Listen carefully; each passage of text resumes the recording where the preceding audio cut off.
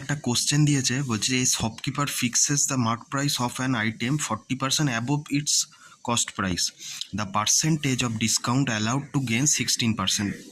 ধরো cost price আমি ধরলাম 100, তাহলে মার্ক প্রাইস কত বলেছে? 45% অ্যাবোভ ইটস কস্ট প্রাইস, তার মানে মার্ক প্রাইস হবে কত? 145।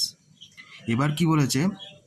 16% প্রফিট যদি করে সেক্ষেত্রে কত ডিসকাউন্ট দিচ্ছে মার্ক প্রাইসের ওপর, সেইটাই আমাকে এখানে যে বার করতে হবে। দেখো, সবসময় প্রফিট হয় কস্ট প্রাইসের ওপর, মানে 100 টাকা যদি কস্ট প্রাইস হয়, 16% প্রফিট হলে কত হবে? Selling price 116। এবার কি হয়েছে? মার্ক প্রাইসের ওপর ডিসকাউন্ট দিচ্ছে, কারণ মার্ক প্রাইসের ওপর যদি ডিসকাউন্ট দেয় তাহলে কত হবে? 145 থেকে 116 কত শতাংশ ডিসকাউন্ট দিচ্ছে, এটাই আমায় বার করতে হবে। এটা দেখো, যদি 29 দিয়ে কাটি, 29 দিয়ে কাটলে 5 আসছে, আর এটা 29 দিয়ে কাটলে কত? 4 আসছে। তার মানে আমার MP/SP রেশিও কত হচ্ছে?